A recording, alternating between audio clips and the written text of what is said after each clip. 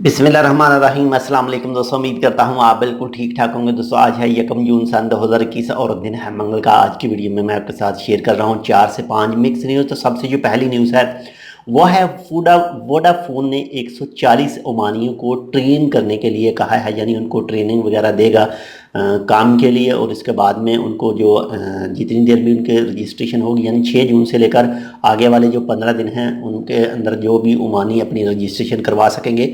और जो एकेडमिक में उनको सिखाया जाएगा तो उस दौरान उनको वजीफ़ा भी दिया जाएगा, यानी जो पैसे वगैरह होंगे वो भी दिए जाएंगे। तो इसके बाद में नंबर 2 पर जो न्यूज़ है वो है ओमान के अंदर जो पेट्रोल स्टेशन है, पेट्रोल स्टेशनों के ऊपर जो मैनेजर की पोस्टें हैं उसके लिए 6500 ओमानियों ने अपनी रजिस्ट्रेशन करवाई। और 650 पोस्टें ओमान के मुख्तलिफ इलाकों में मैनेजर की इन सब में से सिलेक्ट की जाएंगी और ओमानियों को नौकरी दी जाएगी। इसके बाद में नंबर 3 पर जो न्यूज़ है वो है ओमान में वैक्सीन के हवाले से। माशाल्लाह से इसी महीने यानी जून में ओमान के अंदर 1.5 मिलियन यानी 1.5 मिलियन जो वैक्सीन की डोजेस हैं वो पहुंचेंगी।